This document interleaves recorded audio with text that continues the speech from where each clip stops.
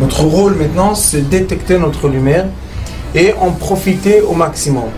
Et quand on a un plaisir ou un désir, la porte s'ouvre encore plus grand. Comprenez, c'est quoi la lumière? Lumière, amour. C'est pas important qui tu es, où tu es, comment tu es. Dieu t'aime.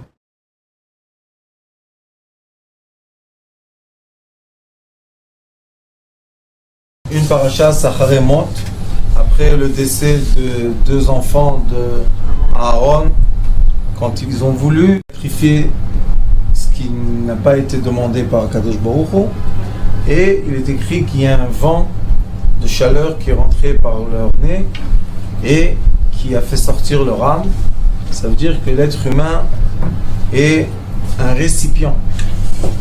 Et ce récipient-là, que nous avons la tête et le corps, on en a déjà parlé, ce récipient-là, c'est un capteur d'énergie. Ça veut dire que nous sommes capables de régler nos antennes ou à la Gdusha, recevoir de la lumière blanche, la lumière de la miséricorde, ou malheureusement à la fin de la paracha, il explique tout ce qui est interdit, et là-bas il dit à la fin que l'être humain qui fait les sorcelleries, les voyances, tout ça, mont yumat ba'even. Il va mourir 2 fois dans une pierre. Et ça veut dire quoi, mourir 2 fois dans une pierre? Mont yumat. Ça suffit de dire mot. Mot, c'est tout, il est mort. Non. Mont yumat ba'even. Ça veut dire que les 2 récipients capteurs d'énergie deviennent de la pierre. Et c'est la chose la plus difficile sur Terre, c'est les personnes qui s'endurcissent. Plus on s'endurcit, ça veut dire qu'on est plus dans la rigueur et la lumière se condense. Et plus la lumière se condense, et plus elle devient dure, elle devient solide. Et même dans le solide, il y a des degrés de solide. Mais Akadosh Baruch Hu, qui a créé le monde, le créateur du monde, n'a pas voulu que l'être humain soit du solide. Parce que nous avons dans le corps du solide les dents, les cheveux, l'os, c'est solide, il n'y a pas de problème. Alors qu'est-ce qu'il a voulu de nous? C'est pourquoi il nous a fait en chair. Et pourquoi dans toutes les chairs, il y a des atomes d'oxygène. Et pourquoi l'atome d'oxygène, il n'est pas équilibré? Pourquoi tout le temps il cherche à se joindre à ceux qui sont autour de lui? Parce que on doit savoir qu'Akadosh Baruch Hu, il ne veut pas qu'on s'endurcisse. Comme lui, c'est de la lumière qui est dilatée, c'est de la lumière qui existe partout, tout le temps, avec amour. Il veut que nous aussi, on existe partout, tout le temps et avec amour. Alors qu'est-ce qu'il veut Akadosh Baruch Hu? C'est écrit dans la paracha. Daber el kol adat bnei Israël. C'est quoi Ada? Eda, c'est quand on regroupe les gens. Une assemblée. Une assemblée.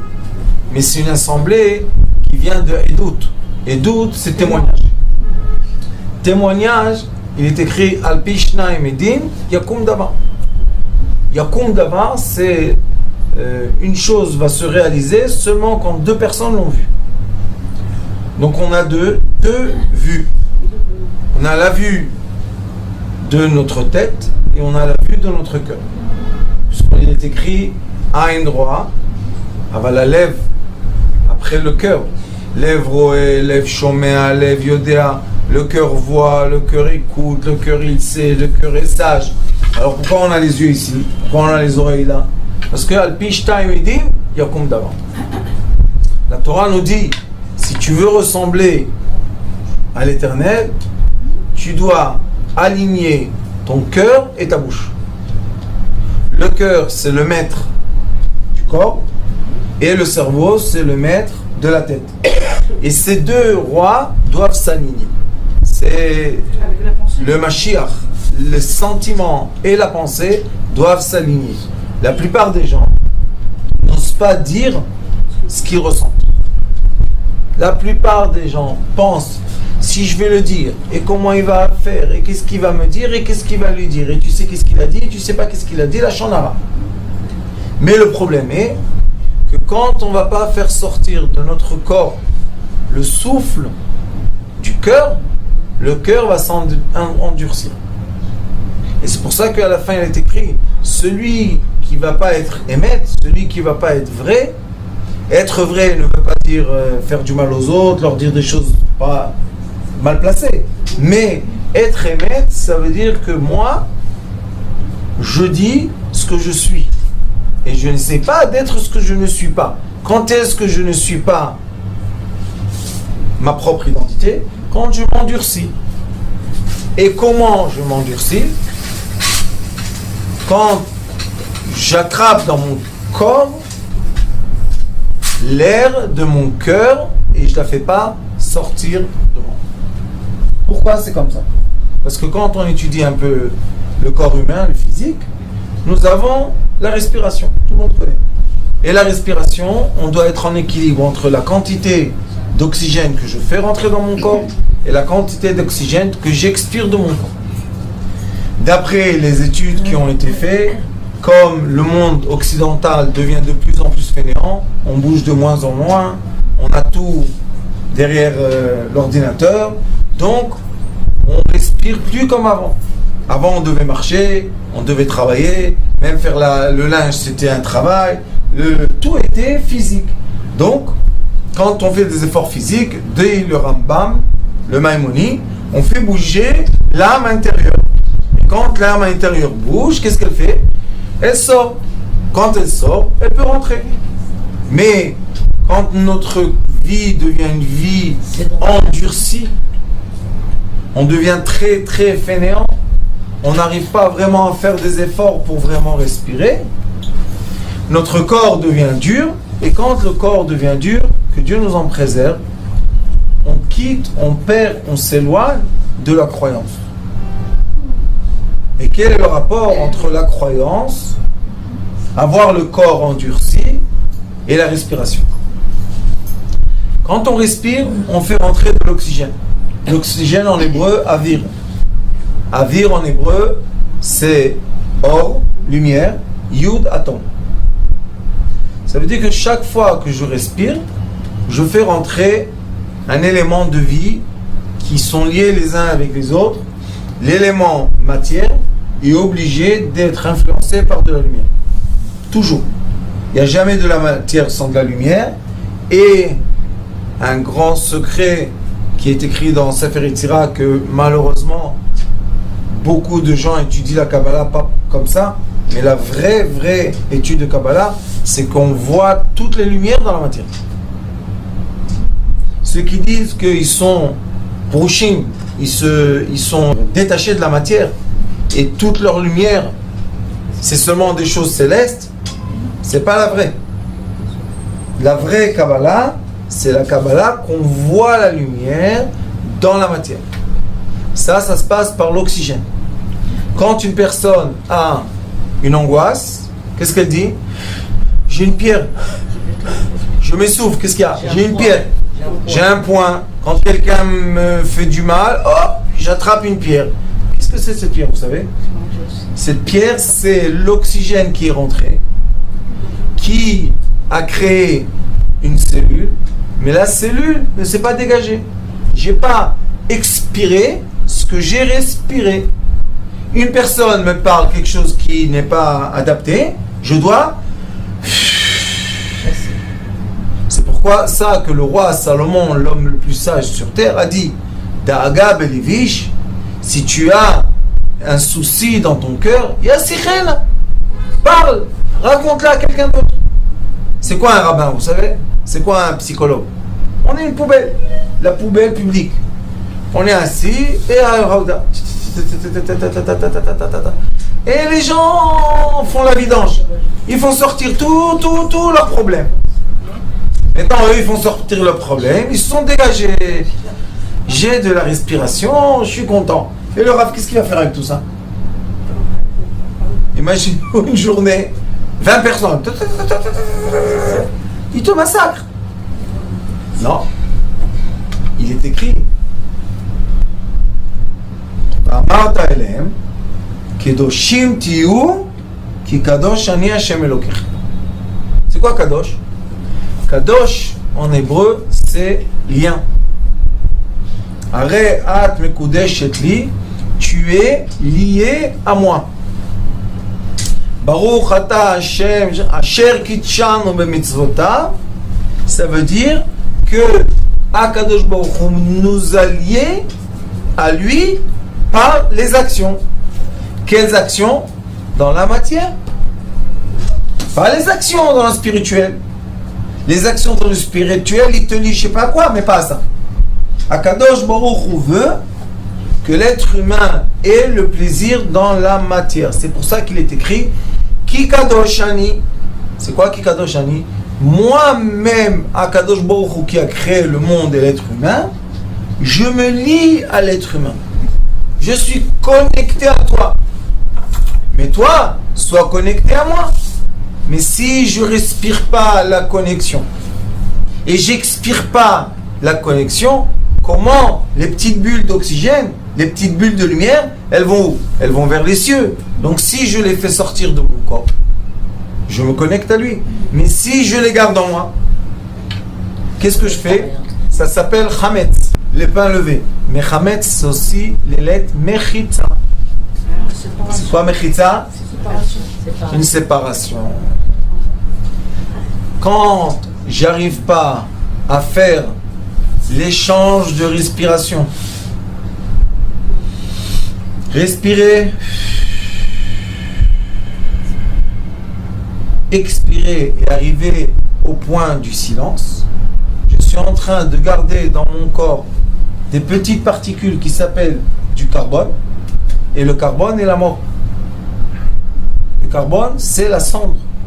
Et la cendre, c'est pas la vie. La cendre, c'est l'inverse de la vie. Donc, je garde dans mon corps de la cendre. Et plus j'ai de la cendre, et plus la pierre s'endurcit. Et quand la pierre s'endurcit, j'arrive pas à faire ma prière vers Dieu. Pourquoi tu n'arrives pas à prier? Qu'est-ce qui a pris? Je ne peux pas. J'ai une mechitza. J'ai un empêchement. J'ai une barrière. J'ai une angoisse. J'ai une remma. J'ai un souci. J'ai une souffrance. J'ai une maladie. Tous ces mots-là, j'ai la haine. Je suis jaloux. Je parle des grossièretés. Toutes ces choses-là, ce qu'elles font, c'est ce qui est écrit à la fin de la paracha. Qu'est-ce qu'il dit à la fin de la paracha? Là, le début de la paracha, il exprime la vie. À la fin de la paracha, il nous exprime Veish o isha ki e bahem ov o yedoni. Si quelqu'un va aller chercher le côté de la sorcellerie, mot yumat, met. C'est quoi met? C'est fini. Mort. Pourquoi je suis mort? Parce que tu as retenu en toi quoi? L'action de l'humain. Quand l'humain pense que c'est lui qui fait des actions, il est en train d'endurcir les lumières célestes. Beaucoup de gens me disent Rav, qu'est-ce que tu nous dis? Ne faire aucun effort. Je leur dis, c'est pas moi qui ai écrit ça, mais le Ari Kadosh il a dit Be'atar de Tirchuta, dans un endroit où tu fais des efforts, Dina ishtakar, tu vas recevoir la rigueur. Pourquoi? Si j'applique une force contre un objet, l'objet, il me rend la force. Sinon, je le détruis. Ou bien lui me détruit. Mais c'est sûr que nous avons des rapports de force. Et ceux qui ont des rapports de force, ils sont plus durs que ceux qui ont des rapports de vie simple. Alors je leur réponds à ces gens-là, je leur dis, et si tu feras aucun effort, est-ce que tu n'auras pas assez d'obstacles dans ta vie à passer? Tu n'auras pas assez de réussite? Tu n'auras pas assez d'échecs? Tu auras des échecs. Pourquoi? La vie, c'est un aller-retour. C'est quoi l'aller-retour? Respirer, expirer. Mais si je ne me permets pas de faire l'échange de la lumière, je ne suis pas connecté au maître. Je ne suis pas connecté à l'origine de la lumière. C'est pour ça que ça s'appelle Kedoshim. Vous devez être connecté. Quand est-ce qu'on est connecté? Acharem. Qu'est-ce qu'il dit à la fin de la paracha? Mot yumat. Mot yumat. Et qu'est-ce qu'il dit là? Acharemot. Après que tu vas laisser tomber la mort, tu vas commencer à te connecter à la vie. Chacun de nous, nous avons des moments dans la vie qu'on est connecté à la pierre.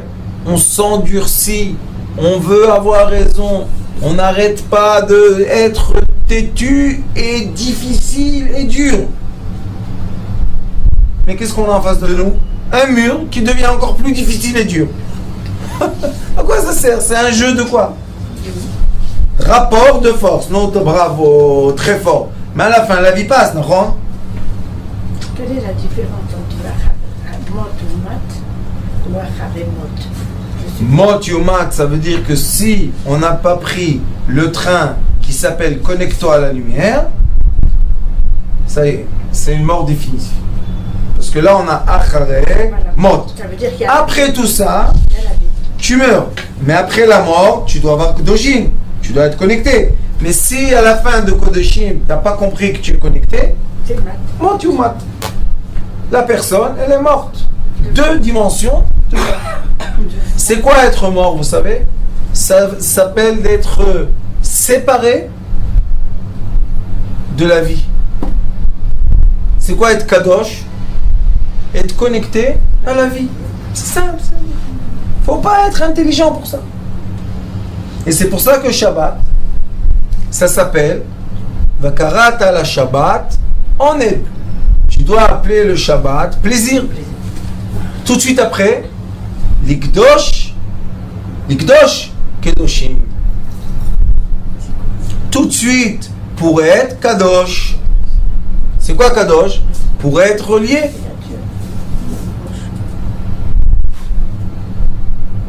Les Karata, la Shabbat, on est les Kadosh.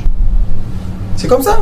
Après qu'on est dans le plaisir, on est dans la connexion divine. Mais malheureusement, on est rentré dans un système d'éducation que je ne comprends pas du tout comment les gens n'ont pas fait attention à ça.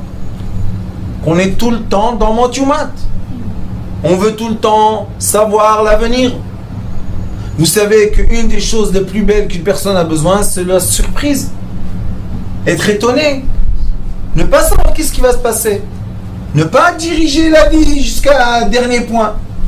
Bon, aujourd'hui, de plus en plus, on me dit « Ah, tu veux savoir à quelle heure tu vas arriver à Jérusalem ?» Mais Waze. Il va te dire, et tu entends les gens au téléphone, « À quelle heure tu arrives ?»« À 12h42, d'après Waze. » Ça endurcit la personne. Pourquoi ça endurcit?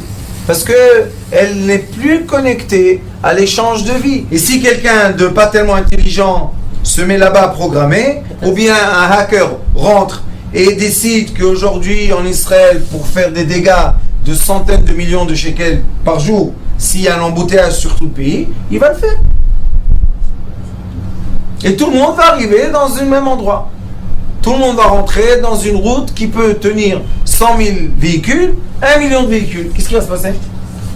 Ça s'appelle s'endurcir. S'endurcir, ça veut dire ce qui rentre ne sort pas.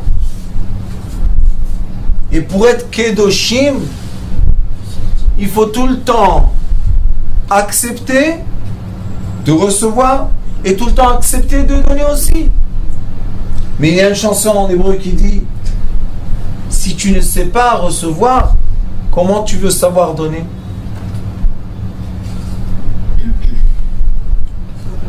Il faut savoir recevoir. Non, moi j'ai besoin de rien. Besoin de rien, mot ou mat. Pourquoi? Endurci.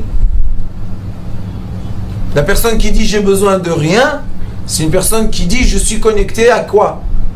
À rien. C'est quoi le rien? Mavet, la mort.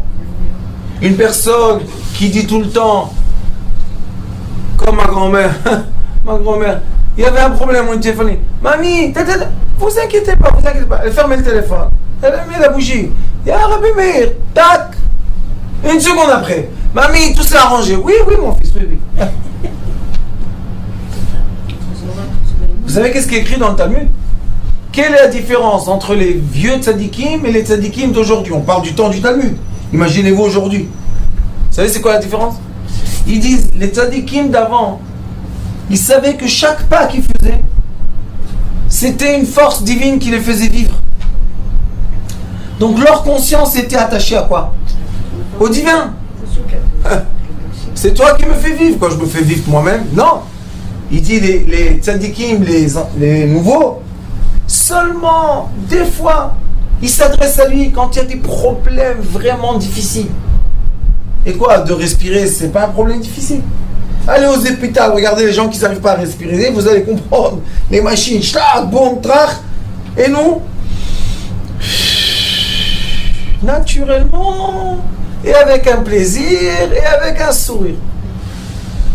Donc, il dit, et après, tout de suite, la Torah lie la respiration à quoi? Ish. Imo v'aviv tirao. Il faut avoir crainte de ses parents, c'est une traduction, ou bien l'autre traduction c'est il faut regarder, observer ses parents. Ish, imo v'aviv tirao. Et dans le Bereshit, qu'est-ce qui est écrit? Kabed et avicha vet imecha. Là, il y a écrit honore ton père et ta mère. Et là, il est écrit observe ou aie crainte de ta mère et de ton père. Il y a beaucoup de sages qui disent pourquoi l'inverse? Après l'étude de la lumière, il n'y a aucune inverse. C'est tout simplement un aller-retour. Kabed et avicha vet imecha. Ve'aret ami imecha ve'avicha. C'est logique, non? Sinon, on doit faire un saut. Tu dois honorer ton père et ta mère. Voilà, j'ai honoré ma mère. Maintenant quoi? Regarde ton père et ta mère. Non. Si je suis arrivé à ma mère, je monte de ma mère vers mon père. Et de mon père vers ma mère. Et de ma mère vers mon père. Et ça nous donne quoi ça? L'aller-retour de la vie. Le père, c'est toujours la miséricorde. La mère, c'est toujours la rigueur. Toujours. Mais dans la vie de tous les jours, la mère a beaucoup plus de pitié pour ses enfants que le père. Maintenant, est-ce que c'est quelque chose qui est contradictoire ou complémentaire? C'est complémentaire. Pourquoi? Il y a un moment, kabed, c'est le chant de kavod, c'est le chant d'honneur. Kabed et avicha vet imecha. Donc le père, miséricorde, après la mère, rigueur. Et après on te dit, Ish et imo, l'homme doit, sa mère et son père, avoir crainte. Donc la crainte commence par la mère. Elle va vers le père. Tous ces enseignements ici, ce sont des enseignements d'aller-retour. Et la personne qui ne sait pas se connecter à l'aller-retour de la vie, c'est une personne qui s'endurcit dans sa position comme ça, d'orgueil, j'ai raison, j'ai des principes. Quand quelqu'un me dit j'ai un principe, j'ai une antenne dans ma tête qui s'ouvre. Fais attention. Pourquoi? Celui-là, il peut être méchant. Pourquoi il peut être méchant? Parce que celui qui a un principe, il va faire du mal à celui qui attaque son principe. Quel principe ou principe? Allez aux hôpitaux, l'hôpital, vous allez voir plein de principes allongés comme ça. Dans les cimetières, plein de principes en dessous des marbres. Pourquoi principe? Et quand tu as un principe, normalement, tu vas faire mal à l'autre. Mais quand tu as la vie est, pour un, je vais me comporter comme ça. Pour l'autre, je vais me comporter d'une autre façon. La chose la plus importante, c'est de circuler la vie. Ne tenir la vie nulle part. Se fâcher, se vexer, se contrarier. Qu'est-ce qu'il y a? Culpabilité. Bravo, le monde meurt, on est tous contents. De quoi la culpabilité? De quoi? Je me suis occupé aujourd'hui d'une dame. Chaque fois qu'elle a un petit souci, elle se bloque. Bon, pourquoi tu te bloques? Je peux pas bouger. Qu'est-ce qu'il y a? Aujourd'hui, je me suis occupé d'elle. L'odeur d'une jeune prématurée. Je t'ai dit, dis-moi, qu'est-ce que tu as fait quand tu avais 14 ans, toi? Non. Je t'ai dit, rappelle-toi bien. Elle commence à pleurer. Elle est grand-mère, hein? Grand-mère. À 12 ans, elle a une petite petite histoire qui est pas agréable. Bon, d'accord, on a tous eu des petits trucs. Une petite histoire pas agréable. Qu'est-ce qu'elle a fait tout de suite?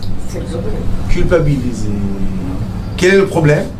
Que cette histoire a déclenché quelque chose de vrai dans sa vie. Mais c'est interdit. Mais c'est vrai, c'est interdit, c'est vrai. Un moment, c'est fini. Elle perd la vue, la pauvre. Je dis, pourquoi tu perds ta vue? Pour une histoire d'une enfant de 12 ans qui était innocente. Oui, mais après, Rav. J'ai dit, après, la vie. Tu es là aujourd'hui? Oui. Donc, tous les allers-retours étaient valables pour que tu sois grand-mère et que tu transmettes pas à tes enfants, petits-enfants, ce moment choquant. D'accord, on a vu le choc. Et c'est pour ça qu'à l'armée, quand quelqu'un est sous choc, vous savez, il y a des chocs militaires, que Dieu nous en préserve, qu'est-ce qu'on fait? On le reprend et on le met dans un champ de bataille, il entend. Pour faire quoi? Aller, retour. Ne coince pas ça dans ton corps. Pourquoi? Parce qu'après, tu peux avoir un choc militaire pendant des dizaines d'années. Il y a des gens qui vivent. Vous savez, le champ de bataille, combien de temps ça prend? Un champ de bataille, face à face, si ça prend 2 minutes, ouais, on a exagéré. C'est des fractions de secondes, et un silence. Imaginez-vous une fraction de seconde qui est rentrée dans le corps de quelqu'un et qui s'est coincé. Et maintenant, il a allongé, prolongé 10 ans, 20, 30. Ça s'appelle s'endurcir. Alors il m'a dit, cette dame, mais qu'est-ce que je dois faire? Je lui ai dit, peut-être tu dois rire, rigoler et laisser passer. Lama. C'est lama. Parce que la personne qui ne fait pas l'aller-retour, Kabed et avicha vetemecha, Ish et imo vetaviv tirao, il n'a pas la chance de quoi? Vetchaptotai tishmou. Vous ne pouvez pas préserver le 7e jour. C'est quoi le 7e jour, vous savez? C'est le jour qui est au-delà de l'équilibre. Le 7e jour, c'est le 7e jour qui... Je ne vais pas parler de 8e au-delà de la nature. C'est dans la nature. Dans la nature, l'équilibre lumière. Pourquoi? 6 jours, c'est contre 2 mains, 2 pieds, la tête et la fin du corps. 6. Et le 7e jour, c'est le jour qu'on peut recevoir de la lumière, se régénérer pour continuer encore une fois 6 jours. Mais si je vais me coincer dans un cycle infini d'efforts, j'aurai jamais le droit de profiter du 7e jour qui doit être quoi? Nourrissant pour moi. C'est pour ça qu'on dit que Shabbat, le 7e jour, doit être un jour de quoi? Repos, de joie, manger, boire, dormir. C'est ce qui s'est écrit, hein? C'est pas moi qui invente maintenant. Dormir, Prier, et être ensemble avec son époux, sa famille. Chacun va comprendre de quoi je parle. Étudier. Pas surtout. Vous comprenez ça? Dire surtout, c'est bloquer l'énergie de vie. Parce qu'il y en a qui commencent Shabbat, ils rentrent à la synagogue et ils viennent à la maison manger Shabbat. Parce que c'est un grand tzaddik. Il étudie tout le Shabbat. Non, et sa femme, elle va faire kiddush toute seule avec ses enfants. Pourquoi elle n'a rien compris? C'est un grand tzaddik. ça existe. Oui, oui, il y a des gens comme ça.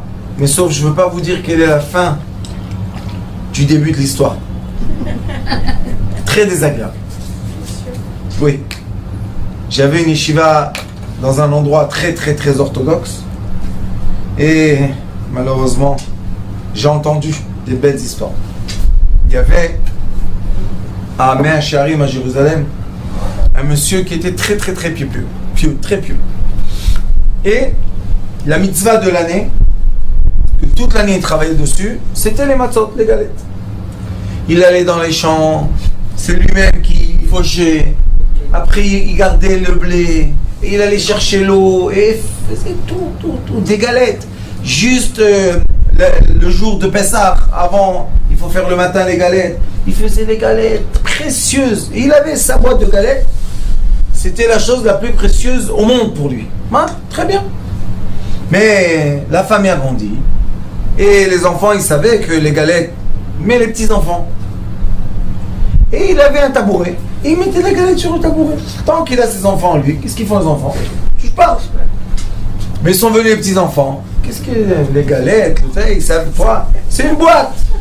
Ils sont venus, ils voulaient faire le céder avec le papy. Et ils ont joué. Et ils ont cassé toutes les galettes. Tout le monde était sûr. C'est une catastrophe. Clette. Japonais. Kamikaze. Clette. Ils ont dit comment on va faire?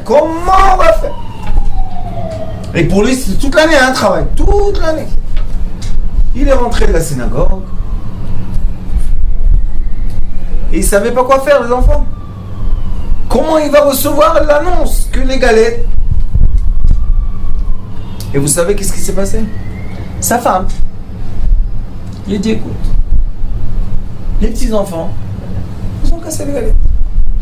Il a commencé à danser, être joyeux, illuminé, il danse. Ils ont dit, il est devenu fou, il a eu un choc, le pauvre dans la tête. Il danse, il chante, il danse avec tout le monde, il chante. Papa, qu'est-ce qui se passe? Qu'est-ce qu'il y a? Il leur dit, vous savez, vous avez eu peur des galettes? Vous savez combien de maisons, ils n'ont pas la chance d'avoir des petits-enfants à table avec eux? Et ils ont les galettes les plus belles et les plus bonnes de la terre. Mais les petits-enfants, il leur a dit, il n'y a pas de problème, on va aller chez le voisin. On a amené les 3 galettes et on a fini l'histoire. Ils ont été raconter ça à un grand rabbin à Jérusalem. Et jusqu'à ce moment-là, personne ne savait cette question. C'est bien. Il leur a dit, vous savez, lui, grâce à ce qu'il a fait, c'est lui qui a fait rentrer tout le lacet en haut. Pourquoi? Parce qu'il a fait l'aller-retour de vie. Qu'est-ce que tu vas frapper un enfant parce qu'il a fait tomber une boîte de galettes? Pourquoi? Parce que lui, ses galettes, c'est l'idolâtrie. Il a prouvé à tout le monde que lui, il n'a pas d'idolâtrie. En mot yomat. Je ne vais pas mourir, je ne vais pas endurcir une famille entière à cause de mes galettes. Eh bien, ils ont cassé les galettes. L'année prochaine, tu vas les mettre en haut, c'est tout. Et ça, c'est les vrais tzadikim. Malheureusement, il y a une étude qui a été faite. Maintenant, il n'y a pas longtemps, on m'a fait part de ça, qu'il y a des gens qui ont lu les livres qu'on écrit sur les grands rabbins. Vous savez, il y a des livres, des grands tzadikim, des gens pieux. Et ils disent que c'est une grande erreur, parce qu'ils essayent de comprendre pourquoi dans cette génération, il y a tellement de personnes qui quittent la Torah, mais de façon très violente. Puisque la Torah, c'est la vie. Ah, pourquoi ils la quittent? Vous savez qu'est-ce qu'ils disent?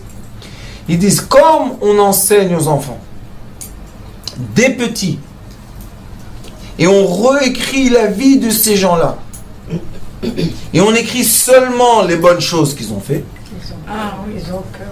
que ce n'est pas une vérité, parce qu'on écrit seulement les choses extraordinaires, les gens n'arrivent pas à se rattacher à ça.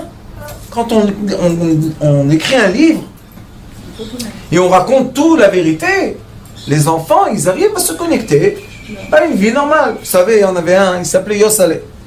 Ce Yosale-là, était un enfant indigo. Mes enfants indigo. J'arrive toujours à la fin. Hein. Et lui, il n'avait pas la patience des professeurs, d'élèves. Qu'est-ce qu'il faisait? Au lieu d'aller en classe, il allait dans les champs, il élevait des chiens, il allait dans le marché, il prenait une pomme par là, une tomate par-ci. Et ça allait. Un jour, après sa bar mitzvah, il est resté un enfant de la rue. Il entend un père dire à son fils, qu'est-ce que tu veux qui sorte de toi? Tu veux devenir Yossalé? Le pauvre. Il a dit, qu'est-ce que c'est ça? Je suis devenu dans la bouche des gens une malédiction. Ils maudissent leurs enfants de moi.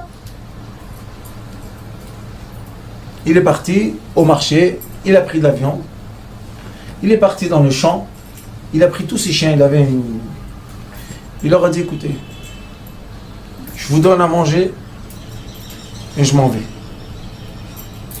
Où tu vas? Les chiens partent avec lui. Où tu vas?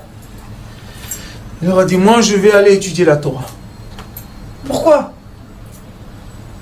Parce que c'est pas possible qu'on appelle les enfants, moi maudit, moi je suis quelqu'un de maudit. Il rentre à la maison sans les chiens. Son père lui dit, qu'est-ce qu'il y a, Yossalé? Où sont tes amis? C'était ses amis les chiens. Il lui dit, papa, moi je vais dans la grande ville et je vais l'étudier en yeshiva. Je me rappelle plus d'un des plus grands tzadikim de la génération. Son père lui a dit, Yossalé mon fils, qu'est-ce que tu veux, un chat? Tu veux un chameau? Qu'est-ce qu'il y a? Laisse-moi tranquille avec tes bêtises. Toi, tu vas l'étudier dans une yeshiva. Tu sais même pas lire. Tu sais même pas faire l'office. Tu as plus que 13 ans. Qu'est-ce que c'est? Tu es un vaurien. Comment on dit à ces enfants-là de Indigo? Tu es un vaurien. Tu peux pas réussir. Pourquoi? Parce qu'eux, ils ont décidé que la vie doit être dure. Et les Indigos, leur vie est souple. Ils sont souples d'esprit. Ça va vite. Tac, tac. Tout de suite, ils n'ont aucune rancune. Tout de suite. Ils pardonnent tout. Ils te donnent tout ce qu'ils ont. Ils te donnent. Pourquoi? Parce qu'ils savent qu'ils ont à leur retour. Ils sont connectés. Kedoshim. Ils sont connectés au Yud. Même. Top. Il prend le pantalon de Shabbat, les chaussures. Et ils sont là. Sa mère, elle lui dit, oh, fils, où tu vas? Il dit, maman, t'inquiète pas. Je reviendrai marié et rabbin de notre vie. Et elle a gardé dans son cœur. Elle lui a fait un bon gâteau. Elle a dit, quand tu auras un peu langui ta maman, parce qu'avant c'est pas comme aujourd'hui. Dans les pays d'Ashkenaz, si tu allais étudier dans une ville, peut-être tu vas plus jamais voir ta famille de ta vie. C'était loin, ils allaient à pied, c'était dangereux. Top, il est arrivé, tape à la porte de la yeshiva, on lui ouvre la porte. Yossalé, un enfant de la rue, vous savez, on voit sur la tête un enfant qui est... Oui, qu'est-ce que tu veux, petit enfant? Tu veux casse-croûte? Tu veux manger? Qu'est-ce que tu veux? Non, je suis venu étudier ici. Tu sais quelque chose? Non, je sais rien du tout. Tu sais lire? Non. Ah, qu'est-ce que tu sais? Aleph, Bet, Gimel, Dalet. Il aura récité toutes les lettres. Il a dit, oui, ça, hein, c'est pour Katab. Tu dois aller dans l'école des enfants de 3 ans, pas ici à Yeshiva. Il leur a dit, non. Moi, je suis venu être le rabbin de ma ville. Bon, qu'est-ce qu'ils ont dit? On va le laisser s'asseoir dans un banc. Il va s'endormir, il va partir. 1 jour, 2 jours. Et avant, c'était pas comme aujourd'hui. Il y a les chambres, salle à manger, les gens ils mangent tous ensemble, ils ont dormir, des lits. Il n'y avait rien du tout. Il dort dans la yeshiva, il se lève. Et qu'est-ce qu'il mange? Les petits tiens de maman, Karan. Tous les jours un peu pour... Le Rosh Yeshiva, il voit quelques jours comme ça. Il s'adresse à lui. Il lui dit, Yossalé, qu'est-ce que tu veux, mon fils? Il dit, moi je suis venu. C'est un endroit d'enseignement de Torah, on m'a dit, oui. Alors pourquoi vous n'enseignez pas à moi? Qu'est-ce que j'ai de... Je suis déformé, il y a un problème. Il a vu que... Pas chaque enfant parle comme ça. Il a dit, viens étudier avec moi. Direct, hop, à la tête. Kedoshim Tiyu, Kadosh. Et il étudie avec lui, jour après jour. Qu'est-ce qu'il voit? Surdoué. Il attrape, ça va vite. Après quelques années, il était à la yeshiva, ils l'ont marié. Et avant, quand on mariait, on ne pouvait pas emmener les familles. C'était loin.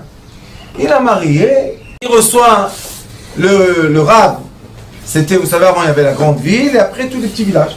Il reçoit le Rav un courrier comme ça, de telle ville, village, notre grand rabbin est décédé, nous avons besoin d'un rabbin. Et comment il faisait? Il s'adressait à la yeshiva envoyait le rabbin. Et il voit le nom du village, c'est le village de Yossalé. Il leur propose 1, ça marche pas, 2, ça marche pas, 3, ça marche pas, 4. Il leur dit, j'ai un élève à moi, privé à moi, que moi j'étudie avec lui des années. C'est quelqu'un de magnifique, extraordinaire. Vous allez vous régaler de lui. Je vous l'envoie un Shabbat. Essayez. Qui arrive? Yossalé. Adour Bemloucha, avec une barbe, quelqu'un qui sait parler.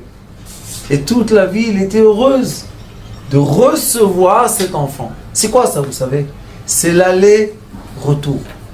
Se désespérer, c'est devenir une pierre. Mot, tomat, ba'even. Tu deviendras dur. C'est quoi la vie? Bouger, circuler. Oui, à un moment c'est pas bien, l'autre moment ça va être très bien. À un moment ça redescend, t'inquiète, ça va remonter. Ça monte, sois sûr que ça va redescendre. T'inquiète pas, le toboggan il marche. Et ça c'est acharé mot.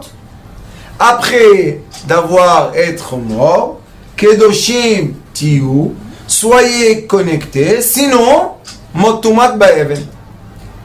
Tu seras mort comme une pierre. Et ne pas être mort comme une pierre, ça veut dire d'être connecté à la lumière divine de l'infini. Et la chose la plus importante de l'être humain, c'est de faire le retour de la lumière. Recevoir les lumières, c'est la chose la plus naturelle du monde, puisqu'il nous nourrit de vie et de lumière. Mais nous, rebondir la lumière vers lui, ça c'est notre travail.